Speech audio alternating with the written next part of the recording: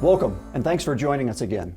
I'm Rich Brady, CEO at the American Society of Military Comptrollers, and your host on The Business of Defense, sponsored by ASMC on Federal News Network. ASMC is a nonprofit professional association committed to promoting the education, training, and certification of the defense financial management workforce, driving financial transformation in the defense sector, and upholding the highest ethical and professional standards. And we are excited to kick off our second season of the Business of Defense podcast, where we hear directly from business leaders on how they are creating value for their companies and their federal customers. My guest today is RJ Blake, CEO and founder of the Blake Willson Group. The Blake Willson Group is a service-disabled, veteran-owned small business and Small Business Administration 8A program participant that provides professional services, technology solutions, and operations support services in the defense, intelligence, and federal sectors. A CPA firm at heart, the Blake Willson Group started nearly 10 years ago, working primarily as a subcontractor on intelligence community contracts. Today, they are the prime on a majority of their contracts and have earned a place in the Inc. 5000's Vet 100 list of fastest growing veteran-owned private companies in the United States. I'm excited to have RJ on the show today to talk about how he got here, what he is working on today, and where he is taking Blake Willson Group in the future. RJ, welcome to the show. Thanks, Rich. Let's start out by how you got here. Take us back 10 years ago to the founding of the Blake Willson Group. Yeah. Can you talk a little bit about that decision? So 10 years ago, I was working at Deloitte. Before that, I was at KPMG. And before that, I was in the Army as a warfighter, ground pounder, kicking in doors and whatnot. And I always had an entrepreneurial itch. I didn't know how to spell the word entrepreneur at the time, but later realized through some mentors that I was an entrepreneur. I had leadership skills from my days in combat and in the Army. And frankly, I thought I could do it better than what I had seen in the Big Four in my time there to create something special. So not to point fingers at the big companies, they're great. I had a great time, learned a lot. And in fact, one of those Big Four gave me the opportunity 10 years ago to be a subcontractor to them and really get Blake Willson Group started. So stars aligned about 10 years ago. Times were tough. I had, after filing the LLC, I had $35 to my name. So left Deloitte on a Friday, started Blake Willson Group on a Monday, was able to negotiate payment terms where it was kind of just moving from paycheck to paycheck, but did that for a year, bootstrapped it. And today, we're pushing 100 people, but it was certainly a wild time to start a company, to say the least. A second kid, 2 kids in diapers, one just out of the NICU, and not a lot of money. So it was completely bootstrapped and kind of the American dream, but glad that we made it so far. So you started out with a fair amount of experience, both leadership experience in the Army. You had some technical experience working with some Big Four firms. Yeah. But lacking some financial resources and a lot going on at home. That's taking on a lot of risk to start a business. Can you talk a little bit about that risk tolerance level? So I thought about that risk. I think for me, sort of the intestinal fortitude developed in combat. When you have nothing to lose, you're just gonna trust yourself and your instincts and drive forward. I think it's also being a little strategic and smart in that I was able to negotiate payment terms and say, hey, I'll shave my rate down if you as me being a subcontractor will give us favorable payment terms. So billable twice a month, let's say, maybe net 15, and we've done that to some of the smalls that are 10 years behind us now. It's part of the American dream. I think small business really, when small businesses are strong in America, America's strong, right? The middle gets stronger, and that's what they say is best, and we've seen it. So. And you were a service-disabled veteran-owned small business and a Small Business Association 8A program participant from the beginning. Can you talk a little bit about those programs and maybe what are some of the advantages those gave you early on? Yeah, absolutely. So the service-disabled vet status, when I first started out, I had no idea what that was. Some mentors along the way nudged me and said, wait a minute, you have leadership experience. I had some bumps and bruises in Afghanistan, so you don't have to have been injured in combat to be a service-disabled vet. It's just if you have a service rating, even I believe a 0% and above, but you have a rating from the Veterans Affairs, you can achieve SDVSB status. And that and 8A, they're a little different, but both are really, I see as a license to hunt, right? So it really helps a business start, reduce some of those barriers to entry, and help win some contracts over time. So SDVOSB and 8A both allow sole source capability, but it's really only seen in the 8A side where a contract authority can issue a contract without competing it. It can be direct award, sole source. So it's convenient for the government, especially when they're nearing the end of the year and through protests, maybe they have some use it or lose it money and they have a need and it's below 4.5 million, they can just issue that pretty quickly. We've seen it as quick as probably a day overnight when we're nearing the end and we're trying to scramble to provide them some good service. And then SDVOSB there isn't that sole source capability, but the same is true, Congress and SBA and the government have defined certain set aside requirements where they want to see maybe 3% of all federal dollars to these set aside designations to include women owned and HUBZone and others. I think some of those have been increasing, towards the 5%. I think we'll see. So it's really a license to hunt. Now, on the other side of that, are there some disadvantages or at some point in time as you grow, do you possibly lose that status? And are there challenges there in that transition phase? Yeah, certainly. So you can size out. So there are size standards that they set by industry code. So if you're in management consulting or tech, there are certain small business categories by revenue stream, right? So I think if you're over 20 to 30 million, you're going to start sizing out as a small business and be considered a large, which is kind of this middle, right? We call it no man's land. There's a book Doug Tatum wrote, which is a really good book. In fact, I was meeting with him last weekend and picking his brain on some of this stuff. But it's kind of where, as a small business, you become this gazelle and you take off. And again, it's a license to hunt. You're able to win contracts a little bit easier, but then you need to start building your infrastructure, right? And that's where things go wrong if you haven't figured out how throwing the spaghetti at the wall really what sticks and how to wash, rinse, repeat and develop your infrastructure, things can kind of go south. And you see a lot of small businesses burn out, fizz out. And so when if you get kind of, get drunk on the SDVOSB and 8A game, as you size out, you won't be prepared to go compete against the Fortune 500 companies and the Big Four. And so you have to have a plan. And as you get there, years before you think you're going to grow out of that status, you have to have a plan. And it's not easy. It's certainly difficult. Is that where the Blake Willson Group is today? I mean, you're looking at the big picture. You've been at this about 10 years. You've had initial strategy. It's grown. It's worked for you. Yeah. Are you in that transition phase now, that no man's land? Yes. Trying to cross the chasm? Yes, we are. Yeah, that's why I had kind of begged well, I wouldn't say I begged. Doug Tatum is very kind with his time and was, allowed me to come down there and pick his brain. And, we've built a board of advisors for folks who have been executives that have been here and done that, so that we could be strategic, right? It's about moving from that tactical level to the strategic level so that we can be prepared to still provide good service to the government and to the DoD and the intelligence community as we grow, so that our burdens and problems don't become theirs, right? And so we can continue to provide that great service. It's really about the infrastructure, I would say, right? And in finding leaders that can lead other leaders and the infrastructure. And there's so many challenges, right? Recruiting and all these other things that come about, and you have to have a plan in that infrastructure, and you have to build it before you're there. Right. You can't scramble last minute, and so sometimes it's just you're at a fork in the road, and it's which decision do I make, and there isn't really a right decision.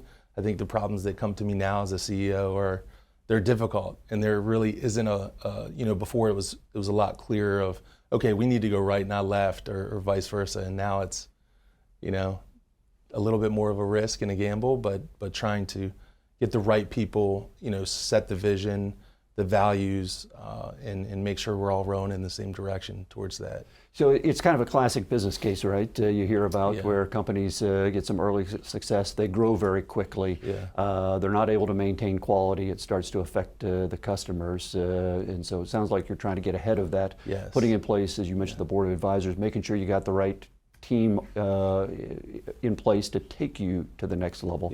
Yeah. How can you talk a little bit about that? The talent management piece and getting the right people there, because sometimes as we've talked, the people that got you to this point aren't necessarily the people that you're going to need to take you to the next level.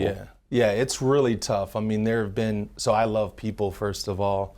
I'm a people person, even my days in the military and, since I was a kid, I fill my cup up being around people and connecting. And so that's hard, right? When certain people they did everything right to that point. They didn't do anything wrong, and they're great people. It's just maybe when you get past 50, you get past 100, they're not the right leader in that space anymore. You don't want to necessarily demote them or give them a boss, and so sometimes it's best to part ways. But I think just having those upfront metrics for what success looks and trying to define that allows that to, you kind of remove that personal aspect a little bit and have those conversations up front. Like, hey, even myself as the CEO, if at a certain point I'm not the right CEO, I will step to the side and do what's right for our people and for the clients, because that's what matters most. I think kind of taking that servant leadership approach, if all of the leaders, including myself, take that approach, I think it'll be easy to do the right thing. But it's certainly hard. I mean, I've shed tears myself over these things, and it's been certainly difficult. But from the talent management aspect, it's about getting more critical, especially for our managers and above. We recently signed up with a learning management platform so that we can standardize and set the learning and path to promotion kind of learning goals and certification requirements at every stage from the ground up, from associates and consultants all the way up to directors and VPs and whatnot. And I think having the recruiting arm, we now have 3 recruiters, and we also have outsourced recruiters. So that's kind of the machine that gets it right up front. And it's a matter of just really defining the right assessments and behavior exams in making sure. I mean, our assessment exam for managers and above is like 90 minutes. Wow.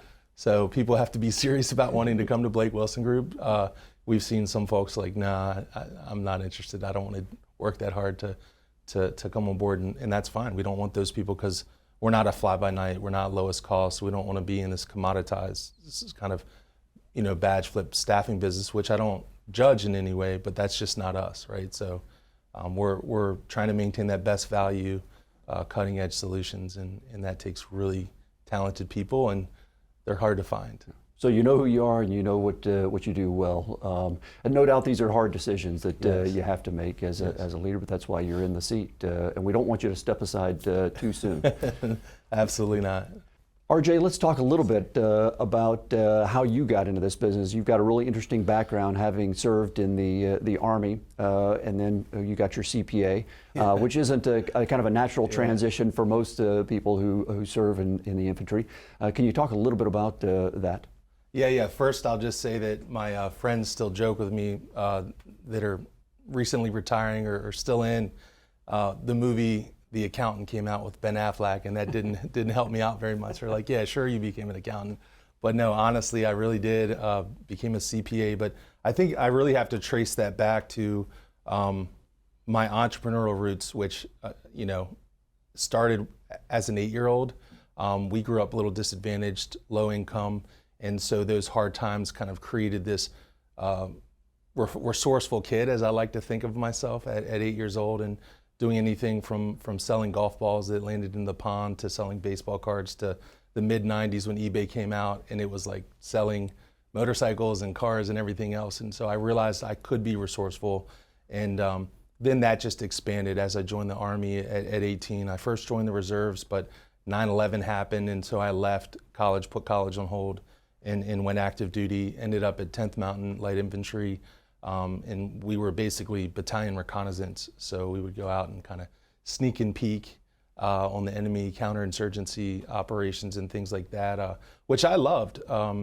It was definitely hard. There's a movie called The Outpost, a book Jake Tapper wrote. We were kind of the first part of that story, and so things were tough. You lose men and you get hurt, bumps and bruises, going without water and showers and kind of living this austere life. But I think it really strips away the ego and allows you to know who you are as a person in this world and what really matters from a values standpoint. And more importantly than anything, I saw really good leadership. And so I wake up every day thankful for that leadership. And in fact, our colonel at the time was killed out there in Afghanistan, Colonel Fenty, and he was just a servant leader through and through. So I saw that and I clung to that and thought, hey, I'm going to be that when I grow up. And so that's kind of what leads me to today, being a CEO of Blake Willson Group. I take those things, right? That leaders eat last mentality from the Army, and I'm sure all military branches are like that. I take pride in that, just to be able to put myself at the bottom of an org chart and serve those. I take great pleasure in that and being able to serve. So you worked very much at the tactical level when you were in the Army, and now you advise and work with the services of your customers really at the strategic level. Yeah. How do you bridge those two gaps? I mean, is there an advantage that you have, having seen things really at that tactical level that helps serve you well in understanding your customers at the higher levels? Yeah, I think it's about taking that practical approach. So it's interesting. I got out and I got my CPA, went to the Smith School for Business, and got the CPA, went to KPMG, did federal financial statement audits, and then went over and did the management consulting advisory side on Deloitte, both in DoD, intelligence, and some civilian agencies. And I was finding myself kind of referring back to being a warfighter, right? We had a four-wheeler in Afghanistan. Did I sign a hand receipt for that when it fell off the cliff? It was like, so realizing what will actually work from a solution standpoint at that strategic level to the tactical, and kind of bridging those gaps where, I think you often find, let's say it's the engineer, in the lab building something, and then the technician goes, that's never going to work. I kind of had that unique perspective, I think, where I could think, hey, is that going to work at the ground? From the supply chain and logistics aspects and all the processes and procedures, is this going to flow up and work, and kind of taking that step back and being a different accountant in the room, because I think you get a bunch of CPs in the room, it's all, here's the accounting standard, you must do this and check this box, but then trying to take a different outside, little more abstract approach to that, I think has been very beneficial for me and the customers that we've served, and I'm not the only one now, right? This Blake Willson Group is not just me anymore, it's much more and much smarter people than I today at Blake Willson Group. I think the Army may be coming after you with a missing gear statement after this airs, but that's Can we cut that? Yeah. That's beside the point. Let's talk about your people a little bit. The culture you're trying to create there. You've got your core values. I know you're big into community service. Can you talk about that and how that really creates value for your organization? Yeah. So you'll see on our website, "Empower Our People, Improve a Nation." That means so much. So a couple years ago, when I realized, hey, we're not a fly-by-night, we're a legitimate company. We've proved to ourselves we can win, we can staff, we can get good people, and we can do great work. I realized that we needed to look at what the best and brightest was in Blake Willson Group and define that value set and that vision, not off of me anymore, but off of the group. And so it was still based on the values that we had in servant leadership, so service to others, leadership, dependability, diversity, integrity, and grit, right? So some of those values were added a couple years ago based on the people and the brightest and those that really made a difference in the company. And then Empower Our People is about, empowering our people first in Blake Willson Group, but people also includes our teaming partners as well as our customers, right? So it's this mindset of taking the titles and hats off and just going, person to person. And kind of the Maslow's approach to employees and customers, and thinking of what are those needs, those hierarchy of needs, and trying to fulfill those as a group and as a team, in that vision to grow. I want to be very clear, we are deliberate and intentional in growth, but the reason we want to grow is not so leaders can drive around in a Lamborghini, it's so we can do really good work for DoD, the IC, and impact our communities to the left and right. I grew up as an at-risk youth, and I had a few people in my life that took time to mentor and say, hey, you can do this. There's this American dream, this ability to bootstrap, and I did that, and I want others to be able to do that. But I also want more than just what my interests are, but also my people's interests. So we provide community service hours. We do donations. We want to eventually have a scholarship.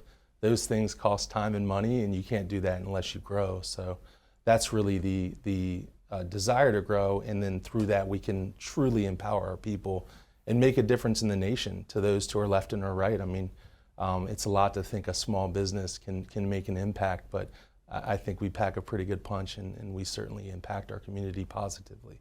Yeah, one of your core values also you mentioned is grit, and a lot of people say in this business, in the GovCon space, you've got to have a lot of grit, resilience, perseverance, whatever you want to call it, dealing with some federal customers and some of the bureaucracy surrounding that. Can you talk a little bit about some of the challenges you see in the federal sector, or some of the challenges that particularly small businesses run into? Yeah. I mean, I think it's tough, especially in the cleared space, where since COVID, a lot of jobs opened up remote or hybrid, and so everyone ran to that, and we're struggling to keep people in the SCIFs and things like that. So it got a lot harder. I think there's also this, where we find it difficult is, it's deliverables-based contracts that are fixed price, and they shouldn't be based on the number of FTEs.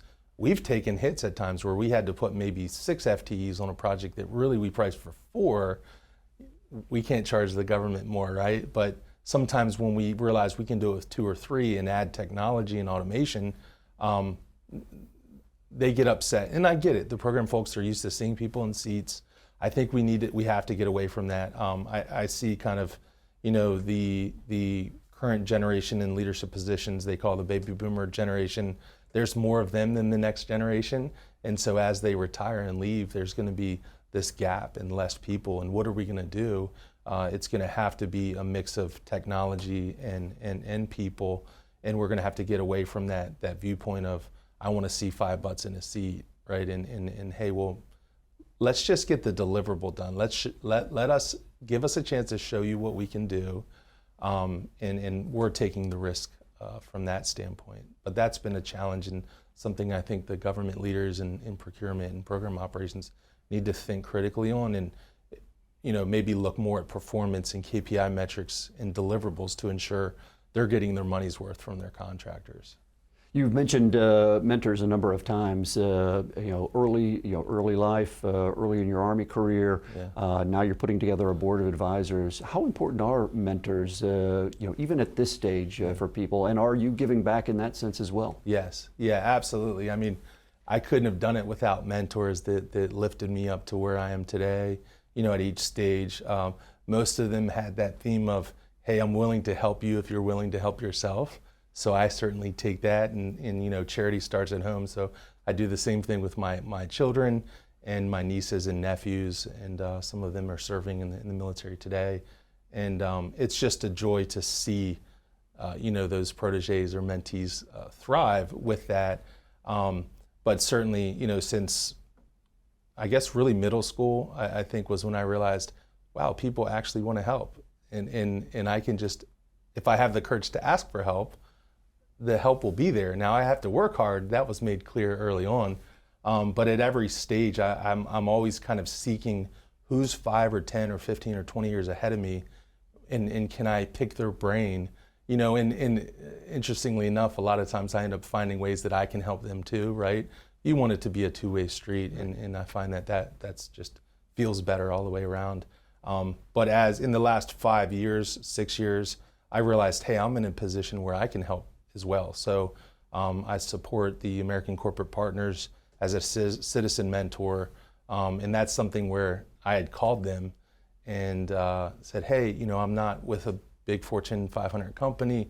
I started my own business, but I transitioned from the military. I know what it's like. If you ever have any mentees or proteges that want to go into business, maybe send them my way if you think I'd be a good fit.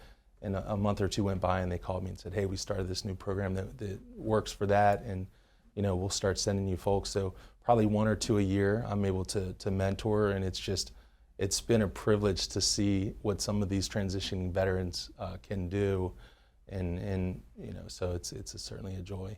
So where will RJ be, and where will the Blake Willson Group be in 5 years from now? Hopefully at the top of the mountain, reaching the summit. So just in a position of strength to continue to empower our people, to give back more to the communities. By then, we want to have a community care program, not stealing from Veterans Affairs there, but a program that can do more from scholarships and help these affinity groups. So we started a veterans affinity group. We're going to start other groups that are based on the passions of our people to kind of meet that piece of the Maslow's kind of hierarchy of needs of our people, our employees, and allow them to give back to their communities. So in 5 years from now, we hope to have a set program for that, scholarships and things like that, but also just growing to a strength that we can continue to provide the federal government with a lot more of what we can do, and just knock it out of the park. Well, we look forward to having you back sooner than 5 years to see how you're doing. Absolutely. On the path. Thanks, Rich. I'd like to thank today's guest, RJ Blake, CEO and founder of the Blake Willson Group, for his insights into Blake Willson's strategy, structure, and culture, which have enabled them to expand their client base and grow their service offerings year over year in the highly competitive government contracting space. Watch The Business of Defense again next month, where we bring you inside the companies working to drive transformation in the defense sector, to hear directly from their business leaders, and to understand how they create value for their companies and their customers. I'm Rich Brady, CEO of the American Society of Military Comptrollers, and I thank you again for joining us. You are listening to Federal News Network. For more on this discussion, visit federalnewsnetwork.com and search ASMC.